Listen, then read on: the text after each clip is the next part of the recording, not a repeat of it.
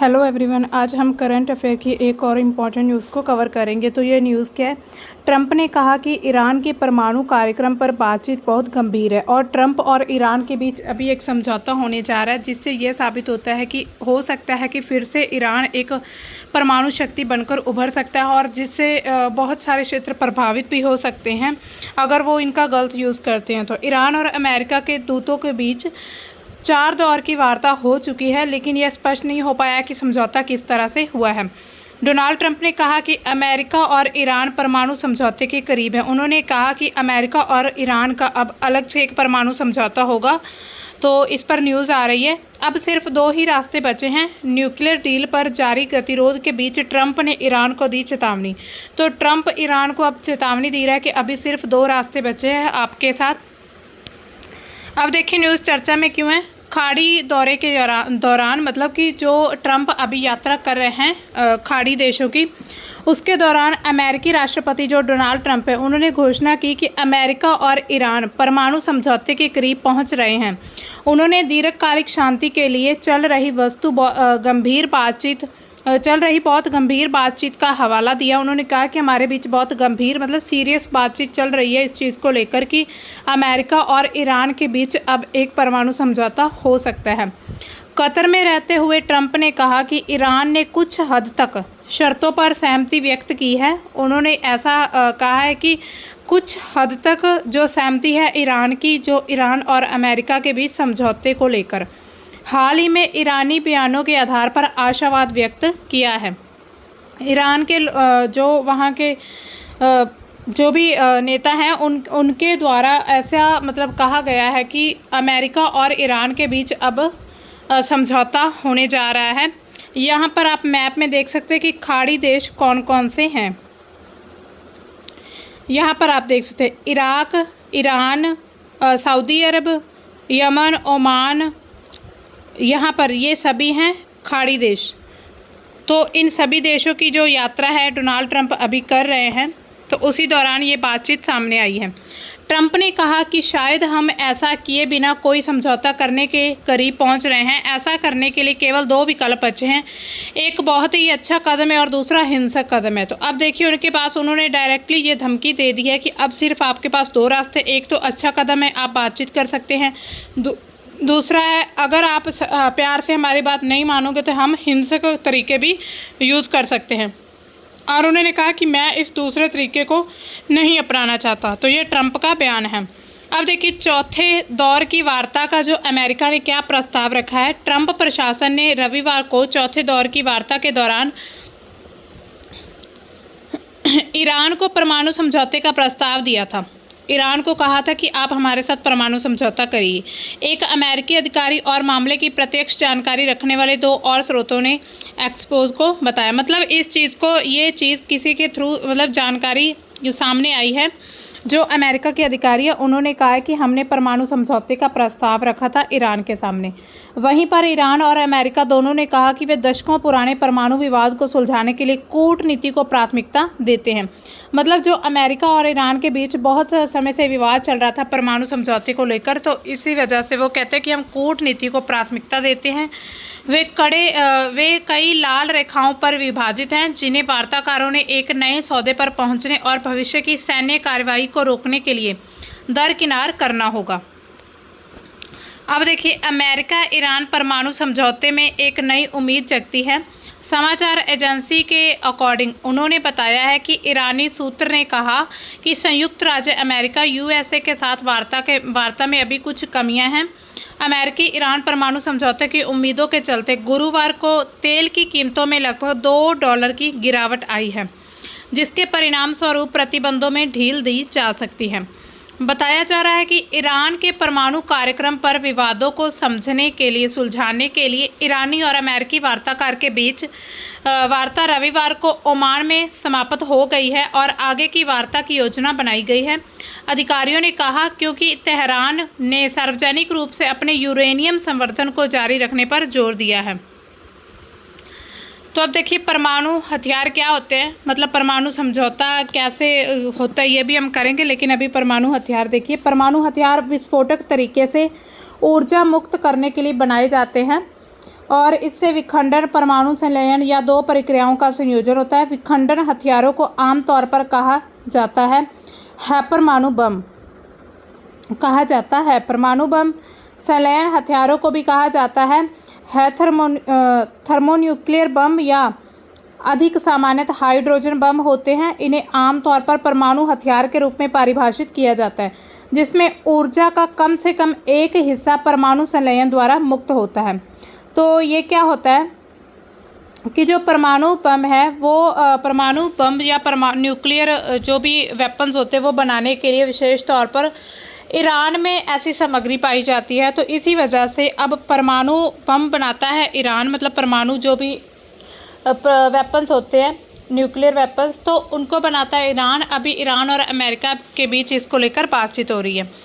तो अब देखिए ये बहुत ही ज़्यादा खतरनाक होती है जो परमाणु हथियार, जैसे कि न्यूक्लियर बॉम्ब होती है जो, उससे क्या होता है कि अगर वो एक बार मतलब कहीं भी उसका यूज़ किया जाए तो उसके बाद बहुत लंबे समय तक उसका प्रभाव देखने को मिलता है।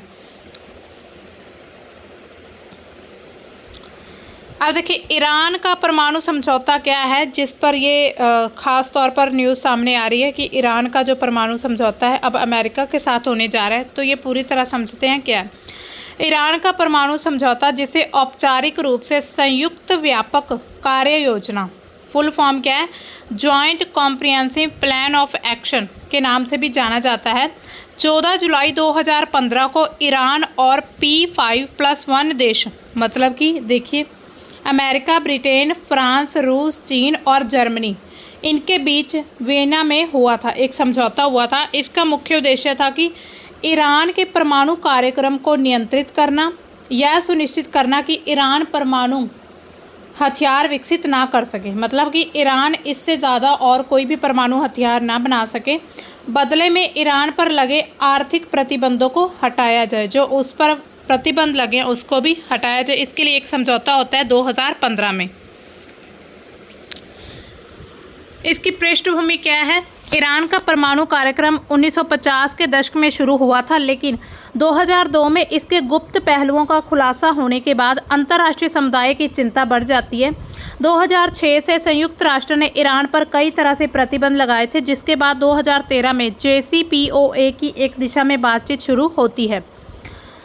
सबसे पहले 1950 के दशक में ये चीज़ सामने आती है कि जो ईरान है वो परमाणु का यूज़ कर रहा है, लेकिन 2002 के बाद फिर इसकी बहुत सी ऐसी चीज़ें सामने आती हैं जिसके बाद अंतर्राष्ट्रीय समुदाय की चिंता बढ़ जाती है कि अगर ईरान को ऐसे खुलेआम ही परमाणु यूज़ करने दे दिया तो वो कुछ भी कर सकता है कल को। तो फिर 2006 में एक संयुक्त राष्ट्र ने ईरान पर प्रतिबंध लगा दिए थे, जिसके बाद 2013 में फिर बातचीत शुरू होती है। 2018 में अमेरिका की वापसी होती है। इसमें मई 2018 में तत्कालीन अमेरिकी राष्ट्रपति डोनाल्ड ट्रंप ने JCPOA से अमेरिका को एक तरफा वापस ले लिया था। यह कहा था कि समझौता अपर्याप्त था और इसमें ईरान के बैलिस्टिक मिसाइल कार्यक्रम या क्षेत्रीय गतिविधियों को शामिल नहीं किया गया था। 2018 में क्या होता है कि जो अमेरिका के साथ, पहले अमेरिका और जो 5 देश है जैसे उनके साथ जो समझौते हुए थे उनसे अमेरिका 2018 में बाहर निकल जाता है। वो कहता है कि समझौता सही नहीं है, मतलब अपर्याप्त था, इतना ज़रूरी नहीं था, है ना। और इसमें ईरान के जो बैलिस्टिक मिसाइल हैं उसको क्षेत्रीय गतिविधियों को भी शामिल नहीं किया गया था। इसके बाद फिर अमेरिका ने ईरान पर कड़े प्रतिबंध लगा दिए थे, अधिकतम दबाव नीति लागू की थी। JCPOA के प्रमुख बिंदु क्या हैं? यूरेनियम संवर्धन पर प्रतिबंध लगा था। ईरान को अपने यूरेनियम संवर्धन को 3.67% तक सीमित करना था, मतलब यूरेनियम सिर्फ इतने लेवल तक यूज़ कर सकता था जो कि परमाणु ऊर्जा उत्पादन करने के लिए पर्याप्त था, लेकिन हथियार ग्रेड 90% से बहुत कम है। संवर्धित यूरेनियम का भंडार 300 किलोग्राम तक सीमित किया गया है और बाकी जो भंडार है उसको निर्यात करना या कम संवर्धित करना था। ईरान को 15 वर्षों तक केवल नाटांज संयंत्र में संवर्धन की अनुमति थी और वहां भी केवल पहली पीढ़ी के सेंट्रीफ्यूज का उपयोग करना था। मतलब ईरान पर कुछ ऐसे प्रतिबंध लगाए गए थे कि आप यूरेनियम को सिर्फ इतने लेवल तक यूज़ कर सकते हैं, और वो भी सिर्फ परमाणु ऊर्जा बनाने के लिए। उसके अलावा आप कोई भी हथियार के लिए यूज़ नहीं करेंगे, किसी भी देश के साथ कोई युद्ध में इसको यूज़ नहीं करेंगे। उस पर ऐसा प्रतिबंध लगाया गया था कि आप सिर्फ इतना ही एक समय पर यूज़ कर सकते हैं। परमाणु की जो सुविधा है उस पर भी नियंत्रण लगा था। अराक जो कि अभी खोंदाब का एरिया, उसमें भारी जल रिएक्टर को फिर से डिज़ाइन किया गया था ताकि प्लूटोनियम का उत्पादन ना कर सके, जिसका उपयोग परमाणु हथियारों में हो सकता है। फोर्डो संयंत्र को अनुसंधान केंद्र में बदल दिया गया और वहां यूरेनियम संवर्धन पर रोक लगाई गई है। अब देखिए इसका निरीक्षण और निगरानी कैसे होती है। अंतर्राष्ट्रीय परमाणु ऊर्जा एजेंसी को ईरान के परमाणु स्थलों की कड़ी निगरानी और नियमित निरीक्षण का अधिकार दिया गया था। ये एक एजेंसी है IAEA। तो उनको ईरान पर जो भी परमाणु, वहाँ पर जिस जगह पर परमाणु के मिलते हैं परमाणु, तो उस पर जो निगरानी रखनी है और नियमित निरीक्षण करना है, इसकी जिम्मेदारी दी गई थी। ईरान ने अतिरिक्त प्रोटोकॉल को लागू करने पर सहमति दी, जिससे IAEA को संदिग्ध स्थानों पर पहुंच मिली थी। जहां पर पहुंचना मुश्किल था वहां पर भी फिर ये एजेंसी पहुंचना शुरू कर दिया था। प्रतिबंधों में राहत फिर मिलती है। समझौते के बाद संयुक्त राष्ट्र, अमेरिका और यूरोपीय संघ ने ईरान पर लगे आर्थिक प्रतिबंध हटा दिए थे। विशेष रूप से जो तेल निर्यात और वित्तीय लेन देन से संबंधित है उसको भी हटा दिया गया था। ईरान को अपनी जमे हुए विदेशी संपत्तियों तक पहुंच मिली है, और जिसका अनुमान $100 बिलियन से अधिक था। समय सीमा तय की गई थी। समझौते की कई शर्तें 10 से 15 वर्षों के लिए लागू की गई थी कि 15 वर्ष तक इस पर प्रतिबंध लगा है। उदाहरण के लिए यूरेनियम संवर्धन पर मुख्य प्रतिबंध 2030 तक लागू रहने थे, मतलब 2030 तक इसको लागू रखना था। कुछ प्रावधान जैसे कि IAEA की निगरानी स्थायी रूप से लागू रहनी थी, मतलब इसको लंबे समय तक ये एजेंसी ने जो ईरान के जिस जगह पर परमाणु के जो भी एविडेंस, मतलब परमाणु मिलता है जिन स्थलों पर, वहाँ पर इनकी लंबे समय के लिए निगरानी कर दी गई थी। IAEA क्या है? ये है अंतर्राष्ट्रीय परमाणु ऊर्जा अभिकरण, एक स्वायत्त विश्व संस्था है जिसका उद्देश्य है कि विश्व में परमाणु ऊर्जा का शांतिपूर्ण उपयोग करना, कि विश्व में परमाणु ऊर्जा को किसी गलत तरीके से यूज़ ना किया जाए, किसी भी विस्फोट में इसका यूज़ ना किया जाए, किसी युद्ध में इसका यूज़ ना हो। तो इसको ऐसी चीज़ों को शांतिपूर्ण यूज़ करना इसका एक उद्देश्य था। ये परमाणु ऊर्जा के सैन्य उपयोग को किसी भी प्रकार रोकने में प्रयासरत रहती है। मतलब अगर परमाणु को किसी युद्ध में यूज़ किया जाता है किसी सेना के द्वारा, तो इसको रोकने के लिए भी ये एजेंसी काम करती है। इस संस्था का गठन 29 जुलाई 1957 को होता है।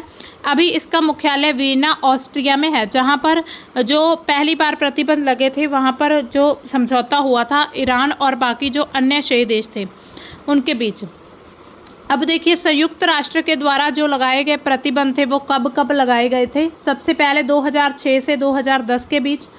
2002 में ईरान के गुप्त परमाणु कार्यक्रम का खुलासा होता है, और उसके बाद अंतर्राष्ट्रीय परमाणु ऊर्जा एजेंसी ने पाया कि ईरान ने परमाणु अप्रसार संधि के तहत अपनी जिम्मेदारियों का पूरी तरह पालन नहीं किया। मतलब जो समझौते में जो भी प्रावधान तय किए गए थे उनको फॉलो नहीं किया गया था। इसके परिणाम स्वरूप संयुक्त राष्ट्र सुरक्षा परिषद ने UNSC ने ईरान पर कई प्रस्तावों के तहत प्रतिबंध लगा दिए थे। सबसे पहले प्रस्ताव था 1696। ये प्रस्ताव नंबर है, मतलब जैसे कोई भी बिल या कुछ भी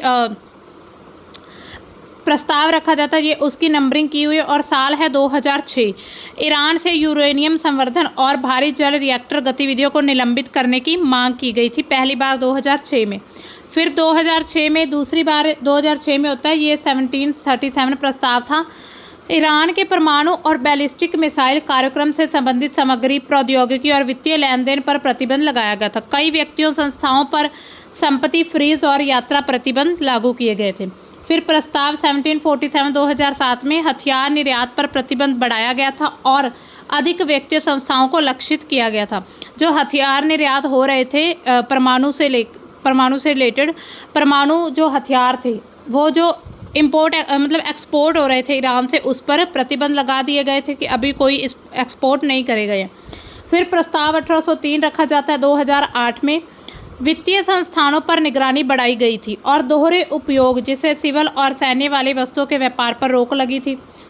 फिर 2010 में प्रतिबंध लगता है सबसे व्यापक प्रतिबंध था, ये सबसे ज़्यादा था, जिसमें हथियारों की बिक्री, बैलिस्टिक मिसाइल गतिविधियों और ईरान के इस्लामिक रिवॉल्यूशनरी गार्ड कॉमर्स से जुड़े वित्तीय लेन देन पर रोक लगी थी। जहाज़ों की जांच, वित्तीय प्रतिबंधों को भी बढ़ाया गया था। तो ये सबसे ज़्यादा जो सबसे व्यापक रूप से 2010 में लगा था। अब देखिए प्रतिबंधों का उद्देश्य क्या था। ईरान को अपने परमाणु कार्यक्रम को पारदर्शी बनाने के लिए और IAEA के साथ सहयोग करने के लिए मजबूर करना, परमाणु हथियार बनाने की उसकी क्षमता को सीमित करना कि ऐसा ना हो ईरान कल को फिर से कोई भी ऐसे परमाणु हथियार बना के अपनी मर्जी से कहीं भी किसी तरह से यूज़ करे, किसी को भी एक्सपोर्ट इंपोर्ट करी जाए, एक्सपोर्ट कर ले, जो देश जिसको नहीं भी इसका यूज़ करना चाहिए कहीं उसको भी ना मिल जाए। तो परमाणु हथियार जो बनाने की उनकी क्षमता थी उसको भी सीमित करना, ये भी एक उद्देश्य था। क्षेत्रीय और वैश्विक स्थिरता बनाए रखना, जो अपने क्षेत्र में और पूरे विश्व में एक बैलेंस है उसको बनाकर रखना। ऐसा नहीं हो कि कल को ईरान कहीं भी परमाणु हथियार का यूज़ कर ले।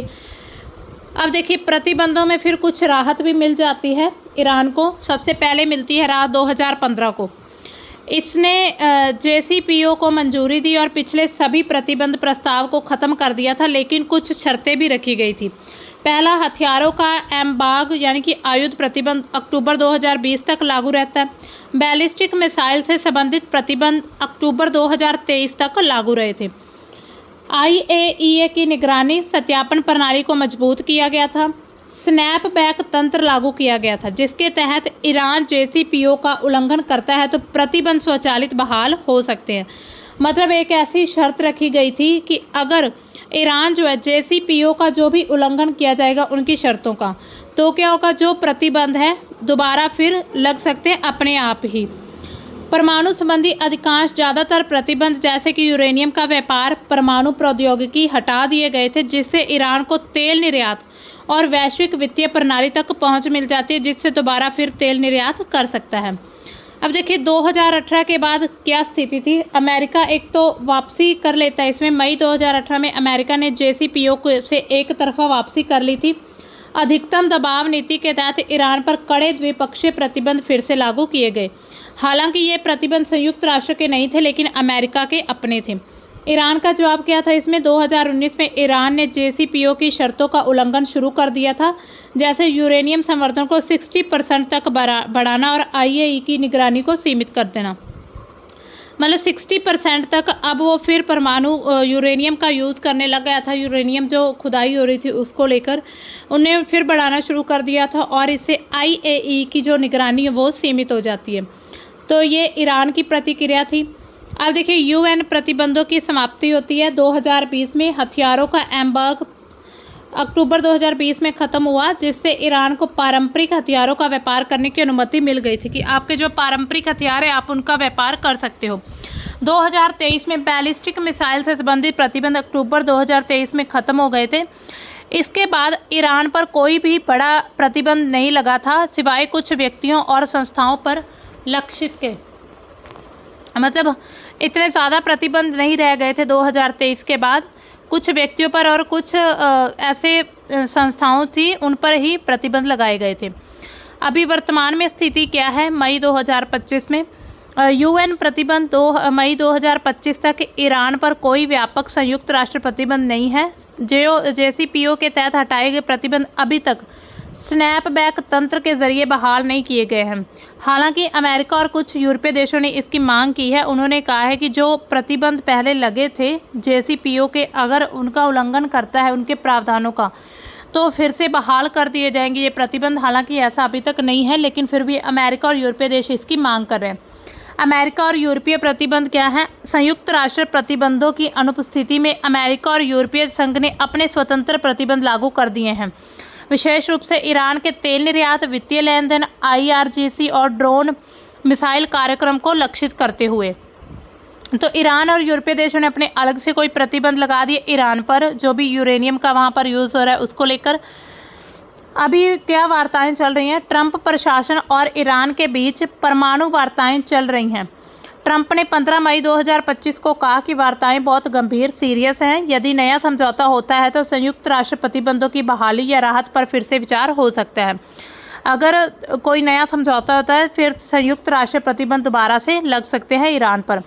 IAEA और स्नैपबैक क्या है, IAEA की हालिया रिपोर्ट्स जो आती है उसमें चेतावनी दी गई कि ईरान का 60% संवर्धित यूरेनियम का भंडार परमाणु हथियार बनाने की क्षमता के करीब है। उन्होंने कहा कि 60% जो यूरेनियम का अभी मतलब उनकी यूरेनियम को यूज़ किया जा रहा है तो वो परमाणु हथियार बनाने के बिल्कुल करीब है। इससे क्या हो सकता है कि परमाणु हथियार फिर से बनने शुरू हो सकते हैं।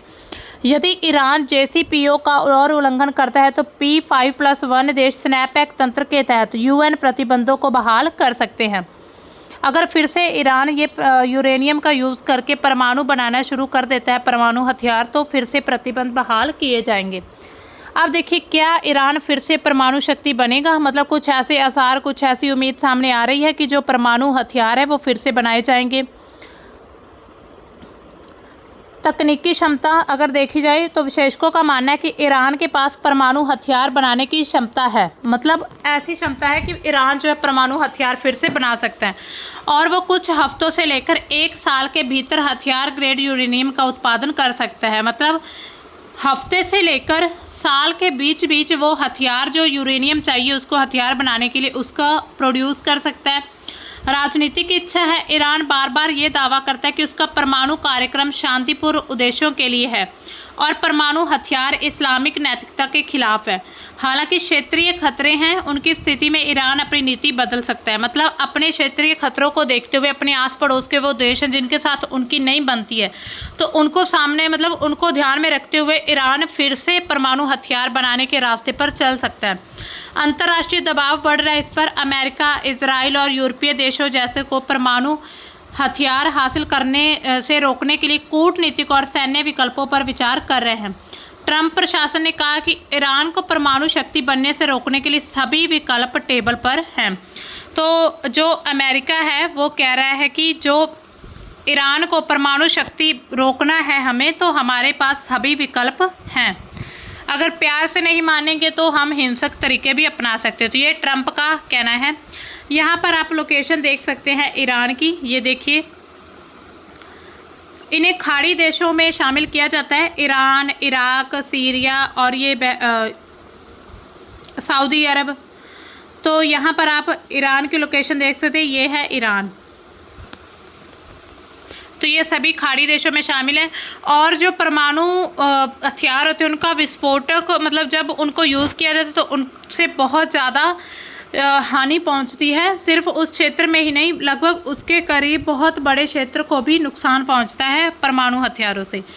अब देखिए क्षेत्रीय देशों को खतरा हो सकता है इससे। अगर मान लीजिए ईरान फिर से परमाणु हथियार बनाना शुरू कर देता है तो उनके जो क्षेत्रीय देश हैं उनके साथ नज़दीक वाले जो देश हैं उनको पूरा खतरा बना रहेगा। वो डर कर रह सकते हैं ईरान से कि कहीं कल को ईरान के साथ हमारी कोई अनबन हो तो ईरान कहीं सीधा परमाणु बम ही ना फेंक दे। सबसे पहले इजराइल की बात करेंगे। इजराइल को सबसे बड़ा और प्रत्यक्ष खतरा है क्योंकि ईरान और इजराइल के बीच लंबे समय से शत्रुतापूर्ण संबंध है, मतलब दुश्मनी वाले संबंध है पूरी तरह से। ईरान के नेताओं ने अतीत में इजराइल के खिलाफ बयान दिए थे। इजराइल जो कि स्वयं एक अनघटित परमाणु शक्ति माना जाता है, ईरान के परमाणु हथियारों को अपने अस्तित्व के लिए खतरा मान रहा है। वो जो इजराइल वो ये कहता है कि ईरान के जो परमाणु हथियार हैं उनको अगर वो फिर से यूज़ करता है तो इससे जो क्षेत्रीय देश है उनके अस्तित्व को खतरा हो सकता है। इजराइल ने बार बार कहा कि वह ईरान के परमाणु हथियार हासिल करने से रोकने के लिए सैन्य कार्रवाई कर सकता है। 2024 में दोनों देशों के बीच मिसाइल हमलों के तनाव और बढ़ा दिए गए थे। सऊदी अरब और जो बाकी खाड़ी देश हैं उनको क्या खतरा है?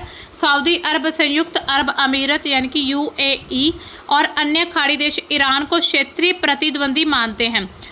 ईरान की परमाणु क्षमता से इन देशों को डर है कि ईरान क्षेत्र में अपनी सैन्य और राजनीतिक ताकत बढ़ा सकता है। सऊदी अरब ने ये कहा है कि यदि ईरान परमाणु हथियार बनाता है तो वह भी परमाणु कार्यक्रम शुरू कर सकता है जिससे क्षेत्र में हथियारों की होड़ शुरू हो सकती है। मतलब फिर परमाणु हथियारों की जो कंपटीशन है वो शुरू हो जाएगा। इराक, सीरिया और लेबनान क्या कहते हैं? सबसे पहले आप लोकेशन देखिए। इराक यहाँ पर आप देख सकते हैं। ये देखिए सबसे पहले ईरान है जहाँ पर परमाणु जो यूरेनियम में बहुत बड़ी मात्रा में पाया जाता है ईरान में। इसके साथ ही इराक है, यहाँ पर सीरिया है और इधर ही लेबनान है।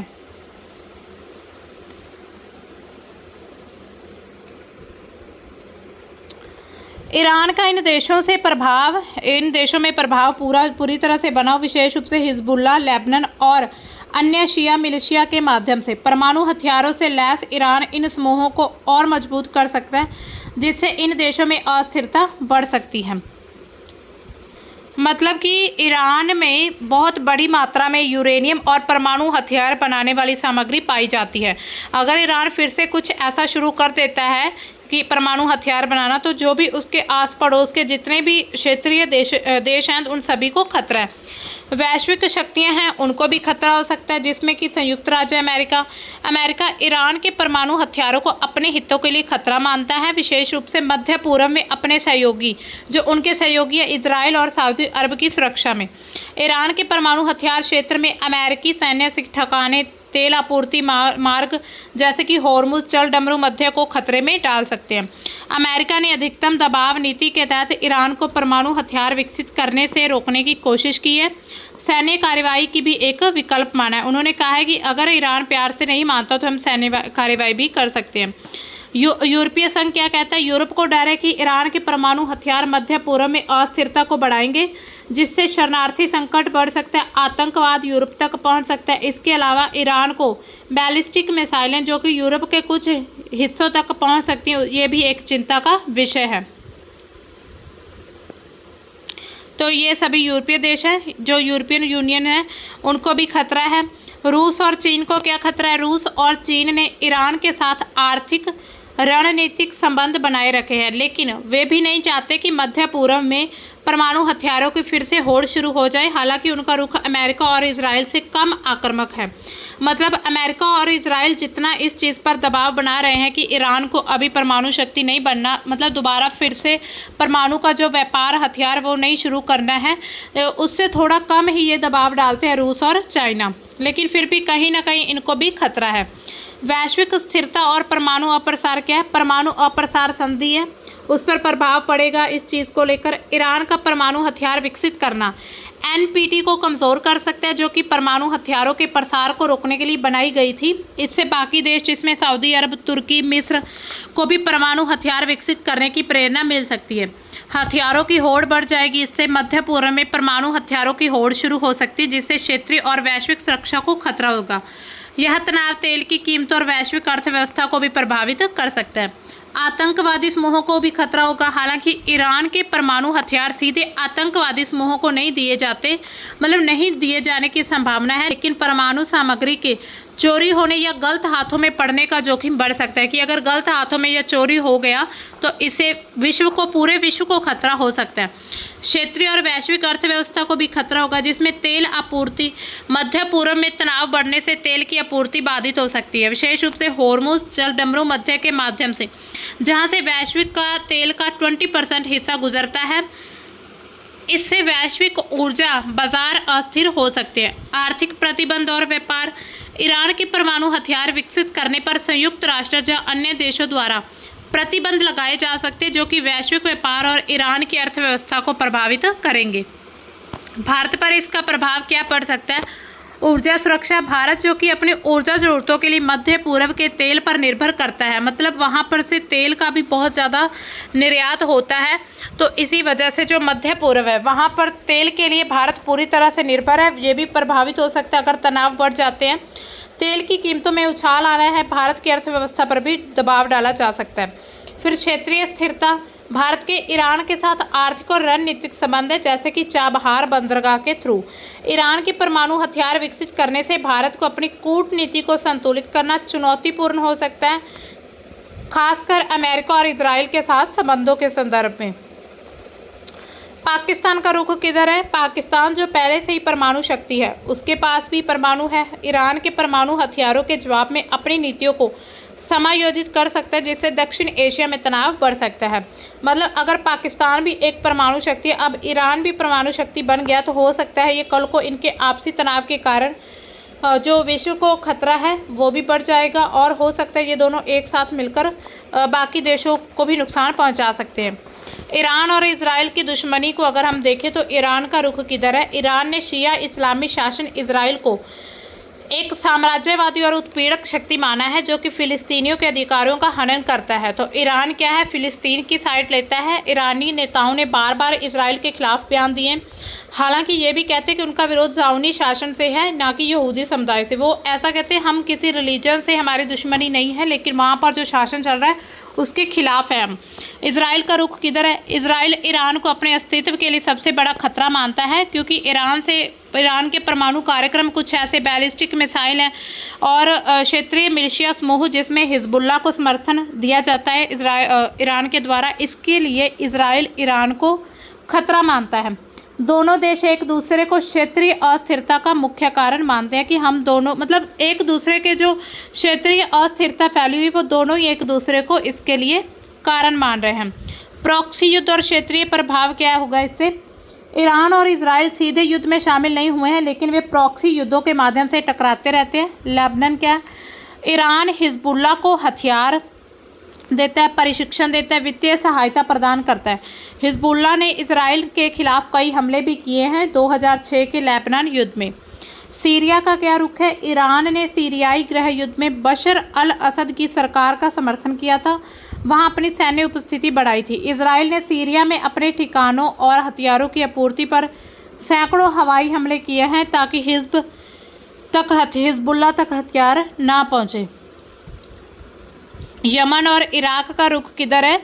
ईरान समर्पित हूती विद्रोहियों और शिया मिलिशिया ने क्षेत्र में इजराइल और उसके सहयोगियों के हितों को चुनौती दी है। फिलिस्तीन का रुख किधर है? ईरान हमास और इस्लामिक जिहाद जैसे फिलिस्तीनी समूहों को समर्थन देता है जो कि इजराइल के खिलाफ रॉकेट हमले अन्य गतिविधियां करते हैं। परमाणु कार्यक्रम और सैन्य तनाव। ईरान का परमाणु कार्यक्रम क्या है? इजराइल ईरान के परमाणु कार्यक्रम को अपने लिए खतरा मानता है। IAEA की 24-25 की रिपोर्ट के अनुसार ईरान का 60% संवर्धित यूरेनियम का भंडार हथियार ग्रेड 17 के करीब है, जिससे इजराइल की चिंता बढ़ रही है कि ईरान फिर से हथियार बनाना शुरू कर सकता है।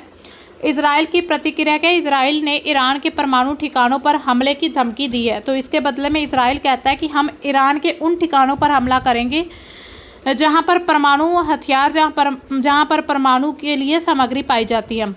अतीत में गुप्त ऑपरेशन किए हैं उन्होंने, जैसे कि 2010 में स्टकनेंट साइबर हमला किया था जिसने ईरान के संयंत्र को नुकसान पहुंचाया है। इजराइल के वैज्ञानिकों ने अधिकारियों की हत्या में भी ईरान पर आरोप लगाए हैं। 2024 में प्रत्यक्ष हमले किए जाते हैं। अप्रैल 2024 में इजराइल ने सीरिया में ईरानी दूतावास पर हमले किए थे, जिसमें कई IRGC कमांडर मारे गए थे। जवाब में फिर ईरान ने इजराइल पर 300 से अधिक ड्रोन और मिसाइलों से हमला किया था, जिससे इजराइल और उनके सहयोगी जिसमें अमेरिका, ब्रिटेन, जॉर्डन ने लगभग पूरी तरह से रोक दिया था। अक्टूबर 2024 में इजराइल ने ईरान के सैन्य ठिकानों पर जवाबी हमले किए थे। ये घटनाएं दोनों देशों के बीच सीधे युद्ध सैन्य की शुरुआत थी, मतलब डायरेक्ट युद्ध जो हुआ था ईरान और इजराइल के बीच 2024 से शुरू हुआ था। खुफिया और साइबर युद्ध भी हुए थे। दोनों देश एक दूसरे के खिलाफ गुप्त ऑपरेशन साइबर हमले करते हैं। ईरान ने इजराइल के बुनियादी ढांचे, जल आपूर्ति सिस्टम पर साइबर हमले किए हैं, जबकि इजराइल ने ईरान के परमाणु और सैन्य सुविधाओं को लक्षित किया। ईरानी वैज्ञानिकों की हत्या और परमाणु सुविधाओं में विस्फोटों में इजराइल की मोसाद पर संदेह किया गया है। रोकथाम के कारक क्या क्या हैं? आर्थिक प्रतिबंध। ईरान की अर्थव्यवस्था पहले से ही प्रतिबंधों से जूझ रही है। नए प्रतिबंध उसकी परमाणु महत्वाकांक्षा को सीमित कर सकते हैं। इससे सैन्य खतरा बढ़ सकता है। इजराइल और अमेरिका ने ईरान के परमाणु ठिकानों पर हमले की धमकी दी है, जो कि ईरान के लिए जोखिम बढ़ाता है। कूटनीति। यदि JCPOA को पुनर्जन्म किया जाता है, पुनर्जन्म मतलब कि दोबारा फिर से उनके प्रतिबंध लागू किए जाते हैं, तो ईरान को आर्थिक राहत मिलती है, तो वह अपने परमाणु कार्यक्रम को सीमित कर सकता है। ये देखिए, आप यहाँ पर देख सकते हैं किस देश के पास कितने हैं परमाणु बम, और परमाणु बम बनाने का विशेष तौर पर काम ईरान में होता है। तो इसी वजह से अब दोबारा फिर से ईरान अगर परमाणु शक्ति के रूप में उभरता है तो हो सकता है पूरे विश्व को खतरा हो। तो खास करके उनके जो दुश्मन देश हैं उनको ज़्यादा खतरा होगा। यहाँ पर आप देख सकते हैं परमाणु बम किसके पास कितने हैं। अमेरिका के पास सबसे ज़्यादा अगर देखा जाए, फिर रूस के पास सबसे ज़्यादा, फिर अमेरिका आता है, उसके बाद ब्रिटेन, उसके बाद चीन, फिर ब्रिटेन, फ्रांस, भारत के पास 160 है, इजराइल के पास 90, पाकिस्तान के पास 165 है, मतलब 5 ज़्यादा है पाकिस्तान के पास भारत से। ये है 2025 estimated global nuclear warhead inventors. यहाँ पर आप देख सकते हैं 2025 के अकॉर्डिंग अगर देखा जाए तो ये था पुराना डाटा थोड़ा, लेकिन अभी हम 25 के अकॉर्डिंग देखें तो इतने परमाणु जो हथियार हैं, परमाणु बम है किसी देश के पास, देख सकते हैं आप। पाकिस्तान के पास 170 है, अभी इंडिया के पास ज़्यादा है 172। और अगर सबसे ज़्यादा हम देखें तो रशिया के पास परमाणु बम सबसे ज़्यादा हैं पूरे विश्व में। तो देखिए 9 देशों के पास हैं परमाणु हथियार, ये दिया हुआ है। तो ये थी हमारी आज की न्यूज़, जिसमें हमने विशेष तौर पर ये देखा कि ईरान जो परमाणु बम बनाता है, मतलब उसके पास पर्याप्त सामग्री है परमाणु हथियार बनाने की। तो ईरान पर जो प्रतिबंध लगे थे, प्रतिबंध वो कब लगे थे, कैसे लगे थे, क्यों लगे थे और उसकी क्या शर्तें थी।